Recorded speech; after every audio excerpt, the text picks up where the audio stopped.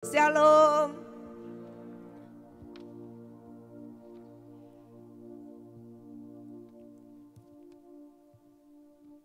Ya, hari ini kita bersukacita Bapak Ibu Saudara ya. Kita masih punya kesempatan ya untuk kita bisa beribadah, berkumpul dengan saudara-saudara seiman. Kita ada di rumah Tuhan. Kita percaya kalau kita datang, kita dengan hati yang sungguh haus, kita lapar. Kita percaya setiap kita tidak akan datang ke gereja pulang dengan keadaan yang sama. Ibadah kita tidak pernah menjadi sia-sia, tapi setiap kita akan mengalami berkat dalam ibadah kita. Sebab ibadah yang disertai rasa cukup akan mendatangkan keuntungan, mendatangkan berkat yang besar. Amin. Haleluya. Hari ini kita mau belajar tentang firman yang bertemakan tentang cara pandang Bapak Ibu Saudara. Ya, kita seringkali saudaraku kita mungkin mendengar cara pandang, respon kan seperti itu ya saudara. Tapi bagaimana setiap kita memiliki cara pandang ya di dalam kita mengikut Tuhan ini. Firman Tuhan berkata mata itu adalah pelita tubuh. Kalau matamu baik, baiklah seluruh tubuhmu. Kalau matamu terang, teranglah seluruh tubuhmu. Tapi kalau matamu gelap, gelaplah seluruh tubuhmu. Jadi saudaraku, cara pandang ini akan menentukan, saudaraku, akan hari esok kita, masa depan kita. Itu ditentukan dari cara pandang kita. Kita adalah milik Tuhan, kita kepunyaan Tuhan, kita ditebus. Hari ini kita memperingati karya Tuhan yang begitu luar biasa dalam hidup saudara dan saya.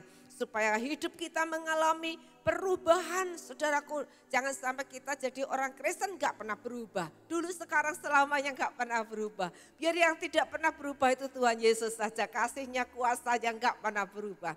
Tapi kita saudara dan saya kita dipanggil oleh Tuhan. Ya, Tuhan rindu setiap kita jadi orang yang percaya yang diselamatkan ini. Mengalami perubahan terus hari demi hari. Mengalami keserupaan dengan Kristus. Kita mengalami karya Tuhan dalam hidup kita ini. Jangan sampai kita ini tidak dapat apa-apa. Jadi orang Kristen sama saudaraku ya. Karakternya sama, sifatnya sama saudaraku. Keadaannya juga sama, nggak ada perubahan. Saudara, bagaimana sikap kita? Bagaimana ketika kita melihat dalam ibadah ini, saudaraku? Saudara, apa yang saudara lihat ketika saudara ibadah hari ini? Atau mungkin hari minggu-minggu yang lalu, saudara. Mungkin ada orang berkata, duh ibadahnya juga biasa-biasa saja. Tadi song leadernya, ya singernya, ya gitu-gitu aja lah, biasa-biasa aja gitu ya saudara. Apalagi yang khotbah juga itu aja, ngantuk gitu saudara ya. Bagaimana cara pandang kita ini akan menentukan kita pulang membawa apa ibadah ini. Saudaraku, kalau kita melihat dengan cara pandang, wah itu ibadah biasa-biasa aja. Kita akan begitu semangat kalau ada pengkhotbah luar kota yang hebat. Apalagi kalau bisa membuat saudara tertawa, terbahak-bahak gitu saudara. Saudara begitu senang, antusias gitu saudara.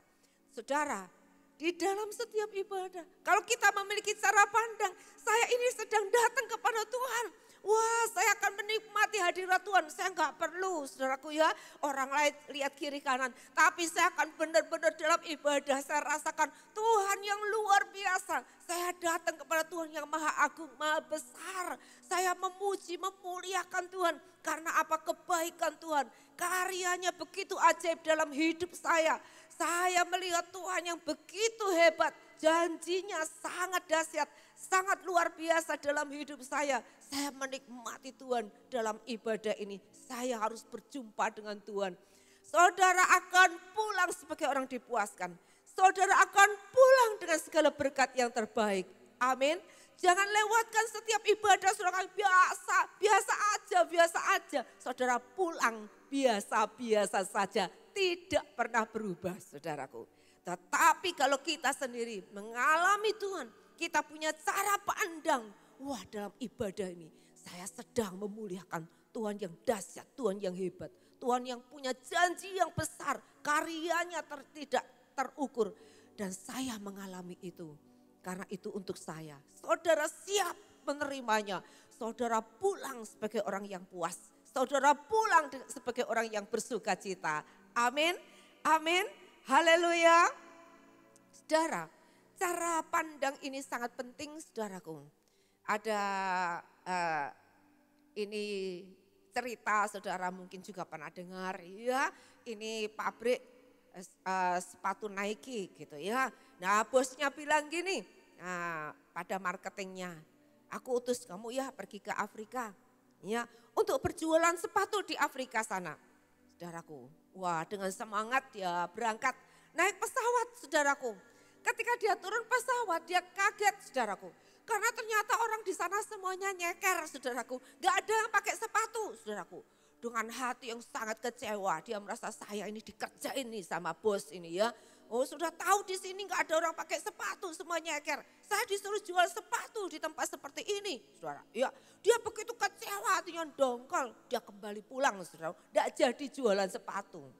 Tapi bos panggil marketing yang lain. Sini.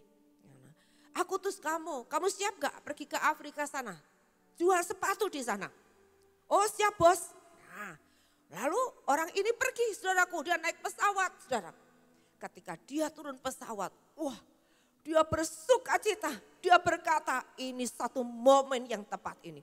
Ini saat yang luar biasa. Ini sebuah kesempatan emas. Dia telepon sama bos.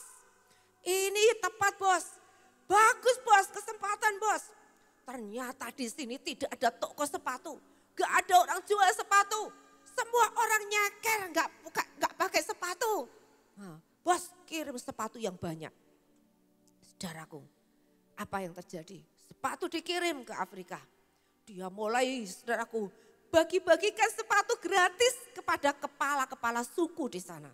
Kasih gratis saudaraku, pakai ya sepatu ini. Nah saudaraku, lalu saudaraku mereka karena pakai alas sepatu, sana udara panas sekali saudaraku. Dia bisa bekerja di siang hari saudaraku. Di terik matahari yang panas dia bisa bekerja. Karena dia pakai alas sepatu. Orang-orang jadi heran. Di panas yang seperti ini kaki bisa pecah-pecah ya. Tapi orang ini bisa tetap kerja ya di siang bolong panas seperti ini. Bagaimana kok kamu bisa? Dia berkata, karena saya pakai alas sepatu. Dia bilang gitu ya, jadi saya bisa kerja. Lalu, di mana kamu punya sepatu itu? Ya, di mana beli sepatu itu?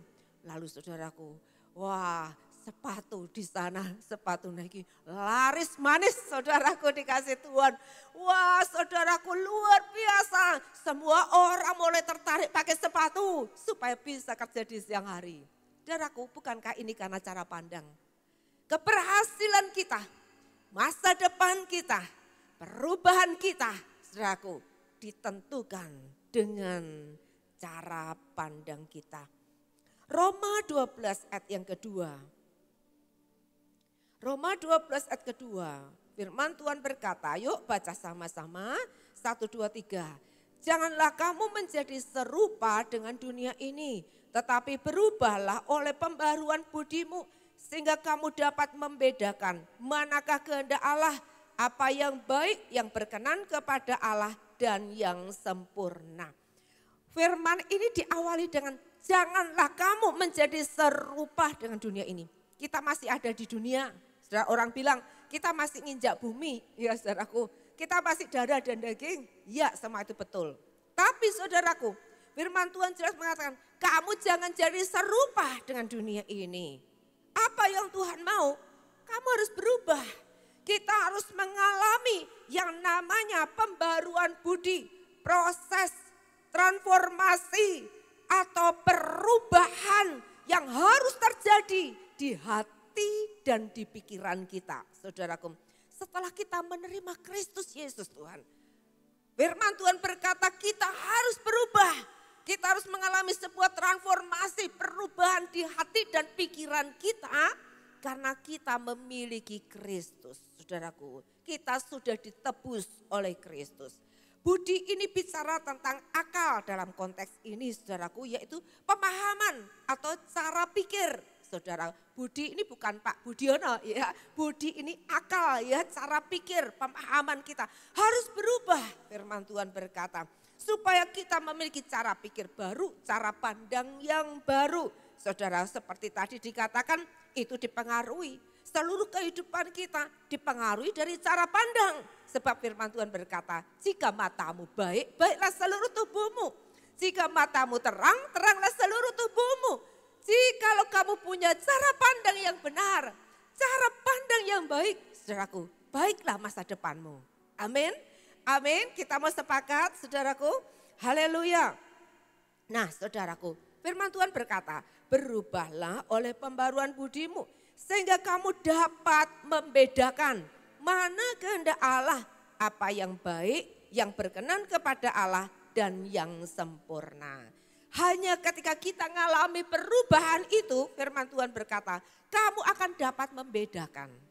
Saudaraku, kamu akan dapat membedakan apa yang baik, apa yang menjadi kehendak Allah, yang baik dan yang sempurna.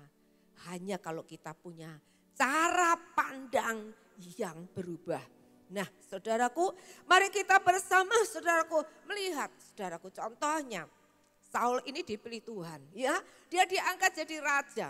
Tapi dia punya cara pandangnya ini, saudaraku, tidak betul, saudaraku. Cara pandangnya itu duniawi. Sehingga apa yang terjadi, dia ini hanya, saudaraku, cari perkenan manusia. Saudara. Orang lain diangkat, orang lain sukses berhasil. Dia menjadi iri hati, saudara. Dia mengejar-ngejar Daud untuk membunuh Daud, saudaraku. Karena dia punya cara pandang yang salah. Salomo sekalipun dia dikasih hikmat oleh Tuhan. Ya, hikmat kebijaksanaan yang luar biasa.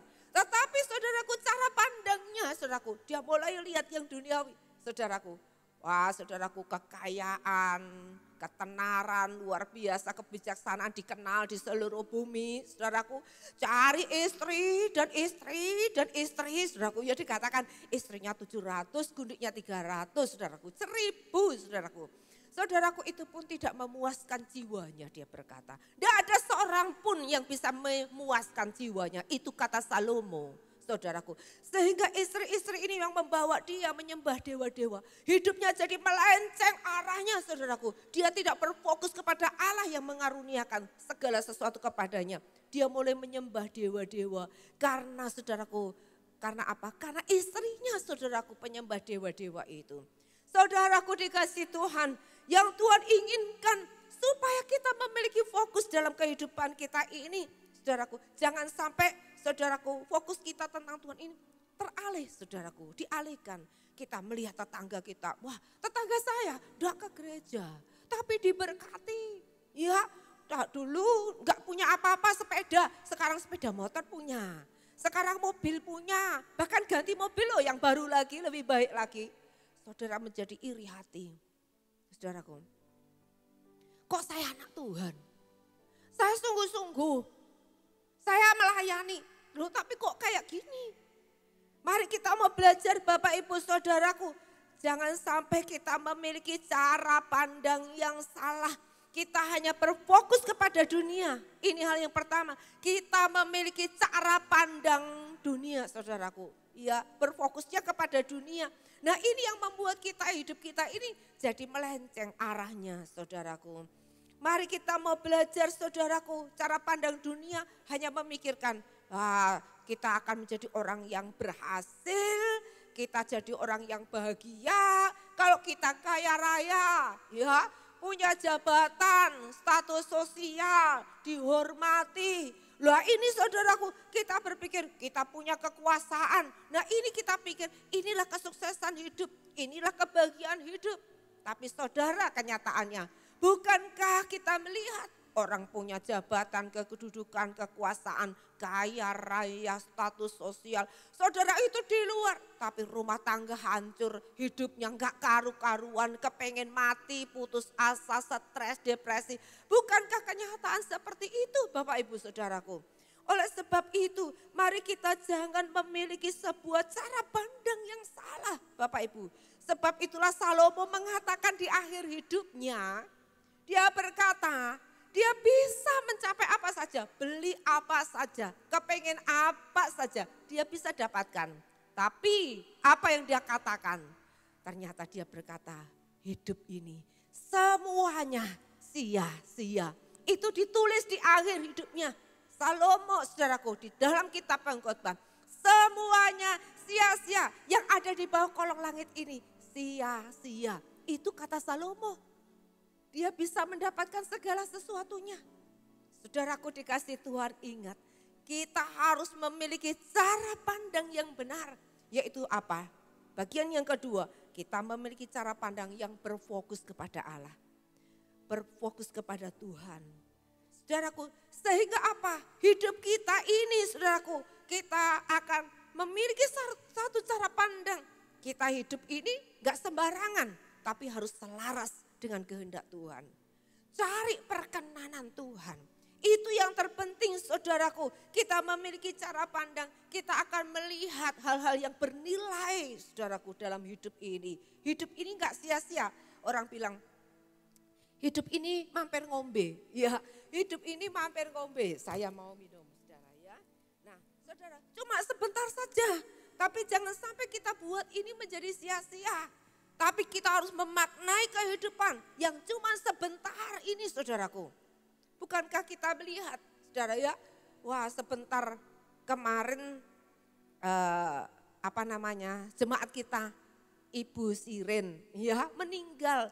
Pergi ke ladang, saudaraku. Pergi ke ladang, saudaraku. Jatuh tertelungkup di ladang. Meninggal, gak ada yang tahu, saudaraku. Saudara, kita gak pernah tahu. Saudara, apa yang akan terjadi nanti dan besok kita gak pernah tahu.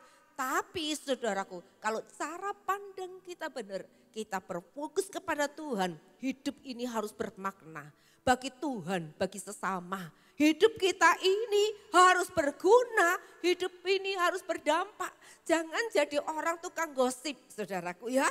Cari, kalau ke gereja kita lihat, dia itu bajunya merah, lipstiknya merah, tasnya merah, gayanya enggak karuan, saudara. Ya, kita ngomong gitu, itu pendetanya, sekarang gemuk, karena enggak pernah puasa lagi, saudara ya. Nah saudara, ada saja saudaraku, mata ini lihat apa, selalu dicari negatifnya. Ini cara pandang, saudaraku ya, cara pandang. Tapi mari setiap kita mau ngalami yang namanya perubahan, berfokus pada Tuhan. Datang ke gereja, saudaraku, kita mau cari Tuhan. Pesan Tuhan apa? Tuhan, aku minta rema Tuhan. Tuhan, bicara Tuhan kepadaku Tuhan. Kita cari, saudaraku. Aku ingin Tuhan, kalau Engkau bicara kepadaku, beri saya kekuatan. Saya mau berubah. Beri saya kekuatan. Saya mau taat sama Tuhan. Ini saudara, seharusnya hidup kita seperti ini. Tuhan, bangun tidur, apa ya Tuhan yang harus saya lakukan? Saya mau hidup saya berguna, pakai saya Tuhan. Mungkin saya harus memberitakan Injil. Mungkin saya harus berbuat baik. Kita mulai peka melihat kebutuhan orang lain. Karena apa kita cari Tuhan? Saudaraku, Tuhan akan beritahu kepada kita. Jangan biarkan hidup ini menjadi sia-sia. Jangan biarkan hidup ini cuma berlalu dengan begitu saja, saudaraku. Karena hidup kita cuma sementara, ya, cuma sebentar saja. Kita mau pulang sebagai orang yang bahagia. Kita mau pulang sebagai orang yang dikenan Tuhan. Amin. Katakan amin, Bapak Ibu Saudara.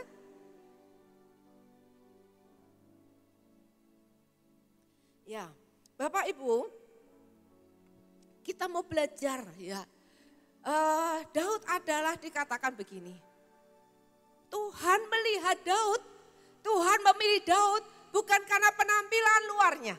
Tapi Tuhan melihat Daud itu hatinya, dikatakan dia seorang yang berkenan di hatiku. Nah, Tuhan itu mencari orang-orang yang seperti ini, saudaraku. Tuhan mencari orang itu yang dilihat hatinya, saudaraku. Apa yang kita tampilkan di luar, semuanya bisa itu kebohongan. Apa yang tampak kita lihat, saudaraku, hanya dengan mata jasmani, sering kali itu salah. Bukankah kita dulu, saudaraku, ada orang berpikir, wah kita memikirkan nanti kalau menikah, nanti akan begini-begini. Kelihatannya dia, ini calon suamiku ini orang yang sabar, orang yang baik, penuh perhatian, kasih sayang. Kenyataannya jadi suaminya, saudaraku, kecelek, saudaraku. Ternyata ngamuan juga, saudara. Ternyata gak sabaran juga. Ternyata sembarangan taruh baju, lepas baju prak-pruk sembarangan saudaraku. Sudah repot gak dibantu saudara ya, nambahin kerjaan lagi, naruh pakaian kotor di tempat cucian aja gak mau. Ngomel saudaraku, kita mau melihat sisi-sisi yang negatif yang kurang saudaraku. Tapi mari kita mau belajar hari ini saudaraku ya, kita memiliki saudara sudut pandang saudaraku. Kita memiliki cara pandang yang benar-benar kita ngalami yang namanya perubahan saudaraku, perubahan hidup. Kita memang masih manusia darah dan daging, tapi kita bisa berubah. Amin. Dimulai apa? Dari cara pandang kita. Yang kita kejar apa? Tuhan, ini benar enggak yang saya lakukan? Tuhan, saya mau ini yang aku lakukan, ini berkenan di hatimu. Sebab itu Daud selalu tanya sama Tuhan. Dia akan berperang, dia tanya sama Tuhan, Tuhan, saya maju apa enggak Tuhan? Tuhan bilang, maju. Dia maju, saudaraku. Besoknya perang lagi, tanya lagi sama Tuhan, Tuhan, saya maju enggak Tuhan? Maju, tapi caranya beda. Ya, jangan pakai cara yang kemarin, kasih cara yang baru sama Tuhan. Menang, saudaraku. Daud itu selalu tanya sama Tuhan. Daud itu selalu kepengen, yang penting Tuhan itu senang. Saudaraku, oleh sebab itu saudaraku, apa yang dikerjakan Daud, dia sampai membawa tabut saudaraku. Ya, tabut itu selama pemerintahan Saul, tabut itu dibiarkan saudaraku.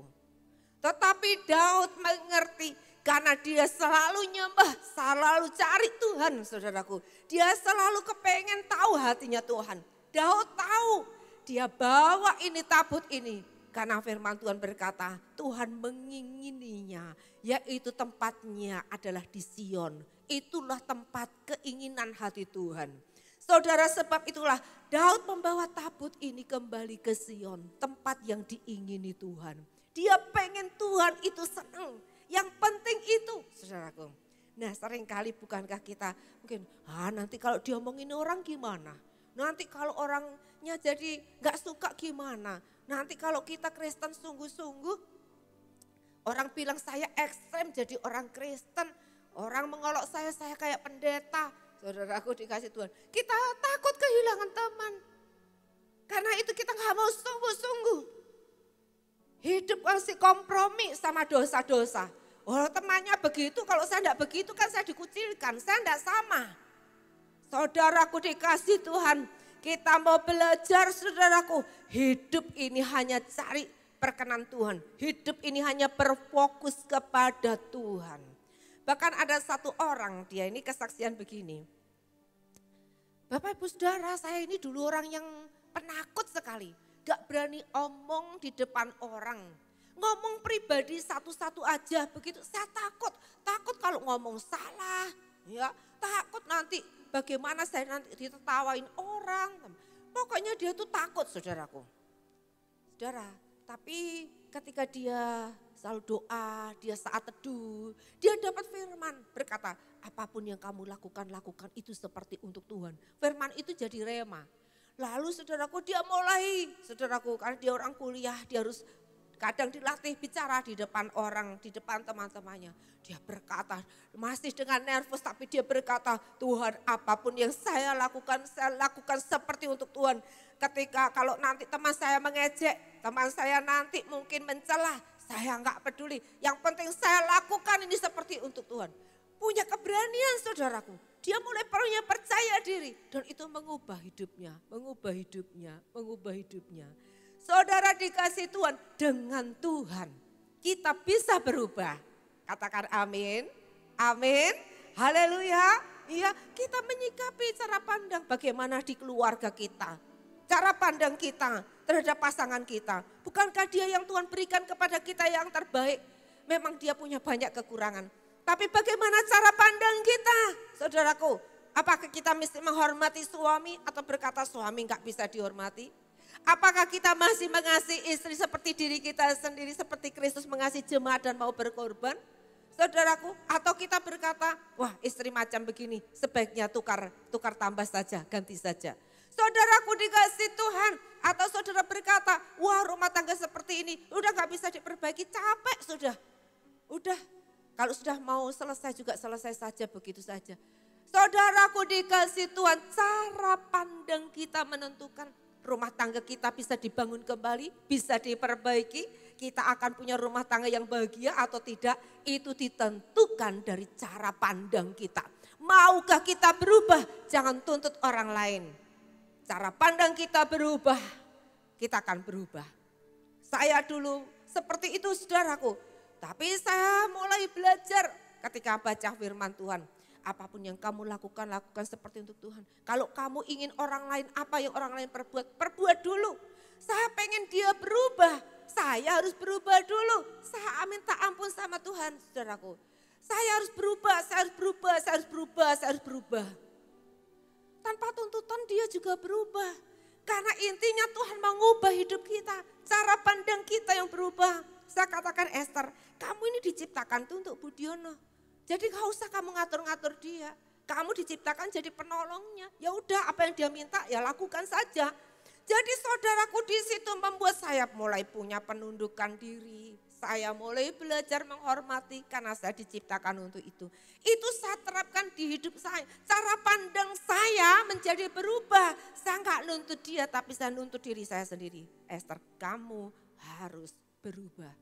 Ketika kita berubah, situasi kita berubah. Amin.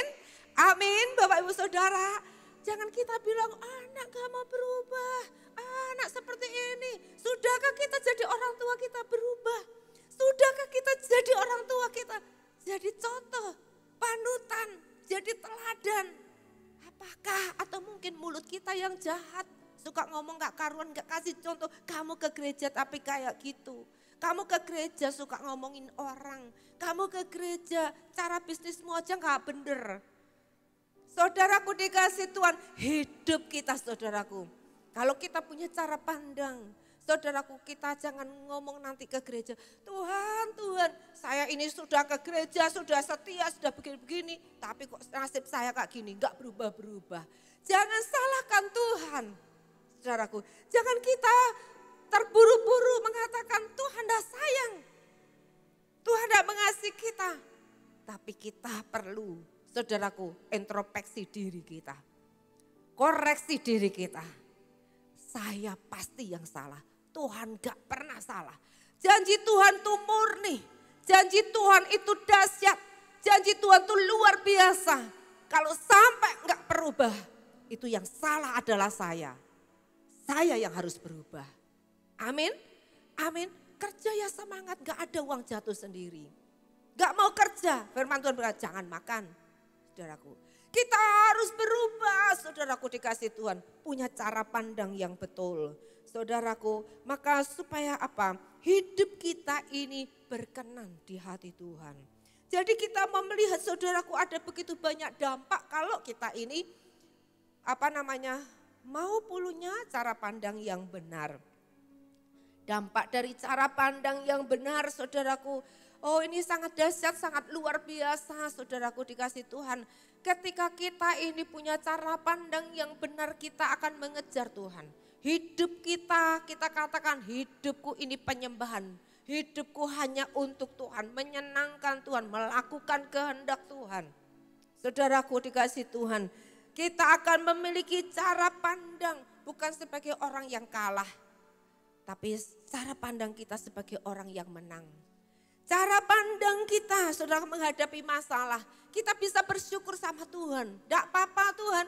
Masalah ini hanya untuk mendatangkan kebaikan dalam hidup saya. Masalah tidak akan menetap dalam hidup saya. Tapi masalah ini hanya untuk menyatakan kemuliaan Tuhan. Tuhan terima kasih Tuhan buat masalah ini. Saya tahu di balik ini ada kemuliaan Tuhan. Engkau sedang melakukan sebuah pekerjaan baik dalam hidup saya lewat masalah ini. Kita akan bisa bersyukur kepada Tuhan. Saudaraku, kita enggak takut saudaraku tentang hari esok. Aduh nanti gimana? Orang-orang bilang ini krisis. Orang-orang bilang ekonomi sulit. Saudaraku, gimana nanti saudaraku? Saudara, kita jangan memiliki cara pandang yang salah.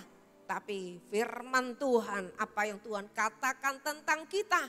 Saudaraku, singa-singa muda mati kelaparan. Tapi orang benar, orang yang menanti-nantikan Tuhan.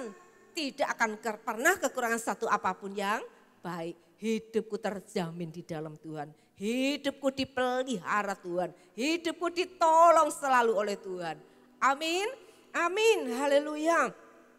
Saudara, Paulus mengatakan dalam 1 Tesalonika ayat 18. Dia mengatakan ini kepada jemaat yang ada di Tesalonika. Kita baca ya ayatnya. Mengucap syukurlah dalam segala hal, sebab itulah yang dikehendaki Allah dalam Kristus Yesus bagi kamu. Mengucap syukur dalam segala hal, bukan ketika kita dapat rezeki, kesembuhan, pertolongan kita mengucap syukur. Dalam segala hal, ketika kita menghadapi persoalan, tantangan, himpitan, saudaraku. Rasul Paulus berkata, mengucap syukurlah dalam segala hal. Paulus menerapkan ini dalam hidupnya. Dia adalah seorang rasul yang mengalami begitu banyak penderitaan, tantangan, saudaraku dikasih Tuhan. Tetapi ketika dia mengucap syukur, imannya menjadi semakin kuat. Oleh sebab itu Rasul Paulus, dia dikatakan imannya itu seperti batu karang yang kokoh, saudaraku. Karena apa? Ketika dia menghadapi tantangan, dia bukan mundur. Dia memberitakan Injil. Dia harus didera, dicambuk, di penjara, saudaraku. Tapi dia menulis surah tentang mengucap syukur dalam segala hal. Dia punya jemaat yang dilayani di Tesalonika. Dan ketika dia melayani di sana, saudaraku, banyak perkara besar terjadi. Orang-orang bertobat, saudaraku. Wah, mereka menjadi gempar kota Tesalonika ini. Apa yang terjadi? Pemerintah tidak suka, dia akan dibunuh. Sebab itu dia melarikan diri, saudaraku. Tapi dia berpesan, hidupnya Paulus ini dia selalu dikejar-kejar, saudaraku. Karena apa? Dia memberitakan Injil tentang Kristus. Banyak orang mengikut Tuhan. Pemerintah tidak suka. Dia selalu dikejar-kejar untuk dianiaya, dibunuh, mengalami banyak penderitaan. Tetapi saudaraku, dia menulis jemaat kepada orang yang ada di Tesalonika. Mereka pun orang-orang Kristen di sana. Mereka dikucilkan. Mereka diperlakukan tidak baik oleh pemerintah dan orang sekitar. Tetapi saudaraku, iman mereka tetap semangat. Iman mereka tetap kuat. Mereka tetap bersaksi bagi Tuhan. Rasul Paulus dia menulis surat, mengucap syukurlah dalam segala hal. Sekalipun dia jauh, hatinya masih tersangkut dengan jemaat yang ada di Tesalonika. Dia berkata, jangan takut, jangan khawatir, jangan lemah. Tapi mengucap syukurlah dalam segala hal. Saudaraku dikasih Tuhan, kalau kita punya cara pandang yang benar, kita akan mengucap syukur. Kisah tentang Daud kembali, saudara. Di mana, saudaraku, Mazmur 34 ayat 1, 2 dan nanti saya akan baca ayat 8. Dikatakan di sini, dari Daud pada waktu ia pura-pura tidak waras pikirannya di depan Abimelek, sehingga ia diusir lalu pergi. Aku hendak memuji Tuhan pada segala waktu, puji-pujian kepadanya tetap di dalam mulutku. Saudaraku, ada satu peristiwa di mana ketika Saul ini iri hati, dia dikejar-kejar untuk membunuh Daud, saudaraku. Daud dalam keadaan situasi yang sangat terjepit, saudaraku. Dikatakan dia di depan Abimelek itu, dia berpura-pura jadi gila. Jadi orang yang tidak waras. Dia membiarkan air ludahnya meleleh-leleh dan dia bersikap seperti orang gila, orang tidak waras. Karena dia dalam situasi keadaan sangat terjepit, saudaraku. Dia penuh dengan tekanan karena dikejar-kejar untuk dibunuh. Saudaraku, ayat yang ke-8 dalam Mazmur 34 ini, dia katakan begini. Kecaplah dan lihatlah betapa baiknya Tuhan itu. Berbahagialah orang yang berlindung kepadanya. Ayat 2 tadi berkatakan, aku hendak memuji Tuhan di segala waktu. Puji-pujian kepadanya tetap dalam mulutku. Dalam situasi keadaan terjepit sampai pura-pura gila. Dia tetap mengatakan, memutuskan bahwa aku harus tetap memuji-muji Tuhan. Mulutku bukan mengeluh, tidak sambat, saudaraku. Tidak kecewa, tidak protes sama Tuhan. Tapi dikatakan mulutku akan tetap memuji-muji Tuhan di segala waktu. Ayat yang ke-8 berkata, kecaplah dan lihatlah betapa baiknya Tuhan itu. Saudaraku, dan dia berkata berbahagialah orang berlindung kepadanya. Saya merenungkan ayat ini sering dikatakan minggu lalu, Pak Adi juga katakan, kecaplah dan lihatlah betapa baiknya Tuhan itu. Saya membayangkan di situasi Daud seperti itu. Kalau itu saya, ya saudaraku, kalau itu saya, kita dalam situasi keadaan kesulitan, masalahnya beda-beda. Oh ya, umpamanya saudaraku ya, saudara sedang menghadapi situasi keadaan sulit ekonomi. Ekonomi saudara menurun, bisnisnya sedang menurun. Apakah kita mau khawatir? Lah kalau sekarang begini besok gimana, kan kita tambah tua. Kalau masih muda punya semangat juang lagi, kerja masih bisa sukses lagi. Kalau udah tua gimana? Mau minta sama anak? Gak akan minta sama anak kalau gak dikasih sendiri. Ya banyak orang tua kan begitu ya saudara. Nah saudaraku, mari kita mau seperti Daud. Kecaplah dan lihatlah. Dikecap. Kecap-kecap, rasakan kembali. Daud di tengah kesulitan keadaan terjepit, dia mengecap kembali kebaikan Tuhan. Dia ingat, saya dulu, saya ada di padang. Saya gembalakan 2-3 ekor kambing domba. Saya menghadapi binatang buas, serigala, singa. Saya mengalahkan. Tuhan gembalaku yang baik. Saya sudah berkali-kali akan dibunuh Daud. Saya diluputkan. Saya dulu orang yang gak tahu apa-apa. Diajar Tuhan berperang. Saya dulu cuman orang yang ada di padang. Gak pernah diperhitungkan. Saudara-saudara orang tuaku sendiri gak perhitungkan. Tapi kok saya dipilih sama Tuhan, diurapi. Dia mulai ngecap lagi kebaikan Tuhan. Dikecap-kecap, dirasakan lagi, dinikmati lagi. Bangkit imannya, bersyukur. Saudaraku dikasih Tuhan, ketika saya sulit hidup, saya mungkin menghadapi masalah situ, saya ingat lagi, saya kecap lagi. Saudara. Saya dulu anaknya orang sederhana. Dulu orang tua saya sampai saya gede-gede saudara ya. Orang tua saya nggak punya rumah, cuman apa kontrak rumah yang kecil, nggak punya toilet, apa namanya, nggak punya toilet khusus saudara, sendiri nggak punya saudaraku. Rumahnya dari batu bata yang sudah dekok-dekil saudara ya, sudah rusak, tidak ada semennya. Saudaraku, kalau mau ke belakang, maaf ya ngomongnya saudara ya, kalau mau ke belakang saudaraku ada panggilan darurat, apalagi itu tengah malam. Kita harus pergi melewati rumahnya orang di belakang, di pojok sana, di tempat yang gelap, saudaraku, yang itu WC-nya cemplung, saudaraku ya, saudaraku. Lalu di situ pohon pring, saudara, pohon bambu, lalu pohon pisang, lalu ada depannya kandang banyak, nguak. Kalau malam bunyinya, prengnya itu apa bambunya itu mengerikan, saudaraku, bikin bulu kuduk merinding saudara ya. Jadi kalau kita malam-malam ada panggilan darurat, kita belakang bawa teplok saudaraku. Jadi dari dulu saudaraku, saya dari kecil sudah belajar saudaraku, ngomong apa? Tuhan besertaku, Tuhan besertaku. Karena ketakutan, karena ini udah gak bisa ditahan, terpaksa saudaraku. Harus ke belakang, Tuhan besertaku tuh dengan jalan pelan-pelan.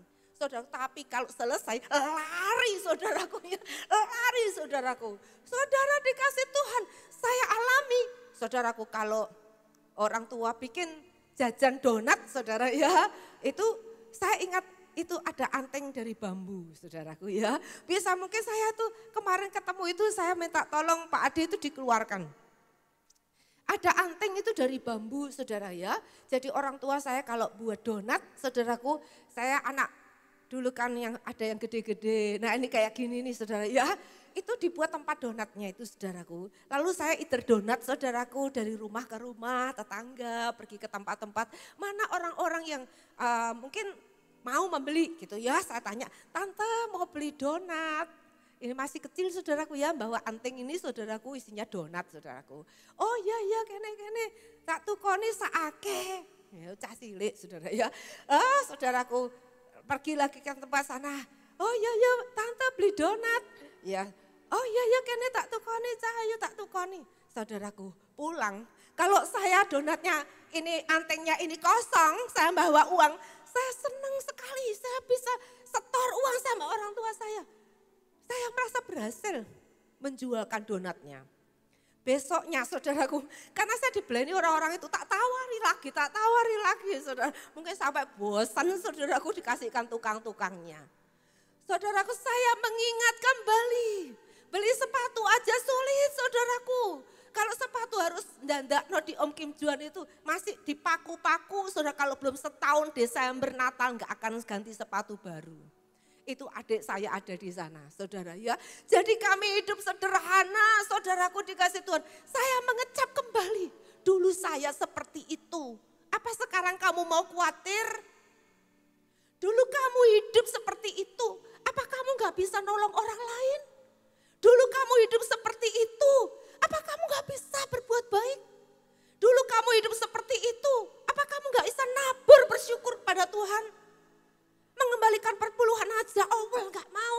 Apakah ada orang seperti itu? Ingat kebaikan Tuhan. Kalau sampai hari ini saudara ada sampai hari ini.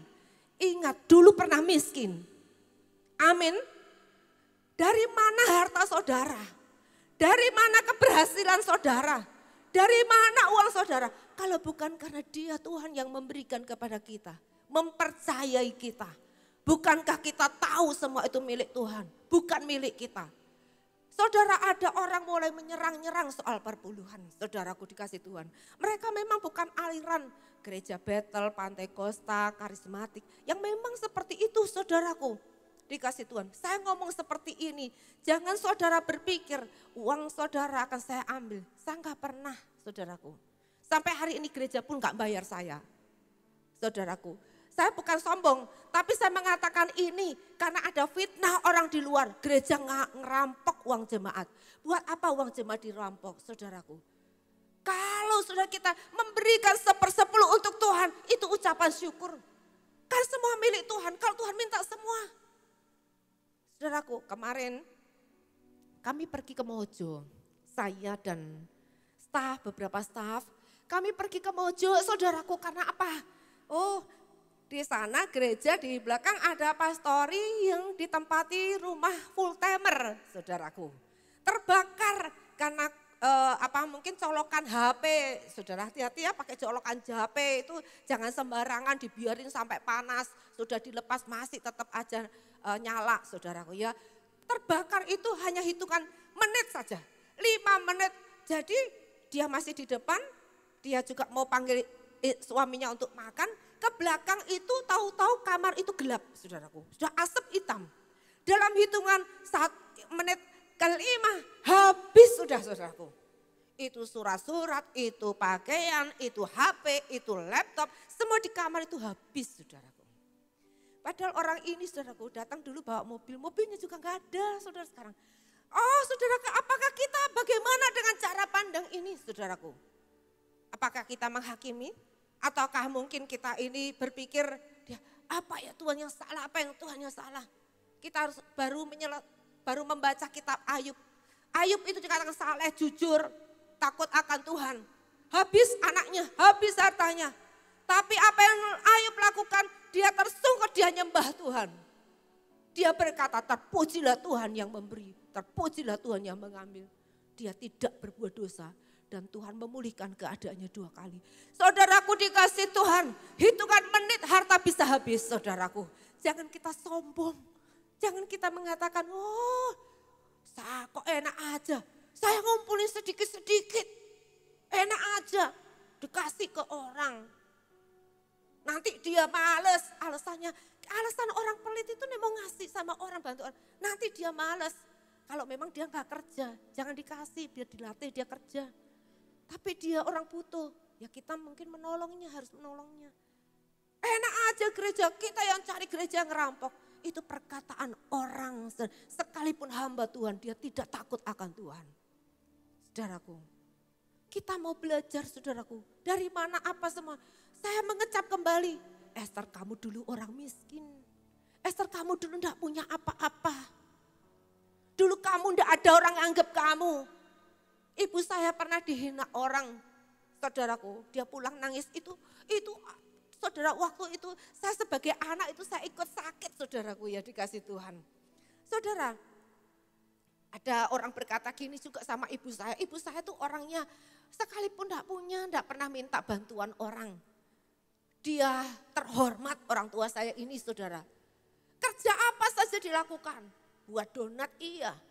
Jual kulaan bawang putih itu loh, saudaraku. Kalau punya tuh di Iderno juga, saudara ya. Kentang pernah, kelompen pernah, pakaian pernah. Buat apa saja dicoba sebisanya dia. Karena dia ini orang yang tetap bertanggung jawab mengasihi anak-anaknya. Sekalipun kami sederhana, kami punya orang tua yang sangat terhormat. Dia sangat baik mengasihi keluarga. Saudaraku, orang tua saya dibilang begini sama temennya. Panggilnya dek. Nanti ya dek, nek anakmu itu udah gede-gede. Kamu jangan seperti ini. Nanti anakmu malu. Orang yang mau ngajak besanan sama kamu nggak jadi. Malu besannya kayak gini jualannya. Saudara, dia pernah dikatakan begitu, saudaraku. Saudara dikasih Tuhan. Mari kita mau belajar, kita ini akarnya dari mana, Bapak Ibu Saudaraku. Kecap kembali. Dulu saya hampir mati ditolong Tuhan. Sampai hari ini saya masih hidup karena Tuhan. Bagaimana saya nggak bersyukur sama Tuhan? Bagaimana masih khawatir tentang hidup ini? Dulu rumah tangga hancur, dipulihkan Tuhan. Terus diberkati Tuhan. Hari Minggu kemana? Jalan-jalan, senang-senang, pergi-pergi luar negeri, lupa ibadah. Saudaraku dikasih Tuhan, ayo kita mengecap kembali. Kecap kembali. Di tengah kesulitanmu, di tengah persoalanmu, di tengah kekhawatiranmu. Kecap kembali kebaikan Tuhan. Jangan lupakan kebaikan Tuhan. Ketika dikatakan Daud dalam keadaan terjepit sampai pura-pura gila. Dia berkata, pujian itu enggak pernah hilang di mulutku. Aku mengecap kembali kebaikan Tuhan. Ingat tentang siapa aku dulu. Sampai sejauh ini aku seperti ini karena Tuhan. Dia sudah meluputkan aku. Dia sudah menolong aku. Dia sudah mengangkat hidupku. Aku tidak takut. Dikatakan, berbahagialah orang yang berlindung kepadanya. Amin. Amin. Haleluya. Saudaraku, mari kita mau belajar satu hal. Daud juga mengatakan, ketika dia ada di gua Adulam, dia sembunyi. Sudah ada kejaran Saul. Dikirim orang di sana, saudaraku. Ada orang-orang berhimpun, orang dalam kesukaran. Dikejar tukang piutang, orang yang sakit hati, saudaraku. Datang kepada Daud, saudaraku. Oh, saudaraku dikasih Tuhan. Kita bisa bayangkan ratusan orang, banyak orang yang sakit hati, kecewa, tertekan, bermasalah. Saudaraku, datang kepada Daud, saudaraku. Dan Daud menggembalakan mereka.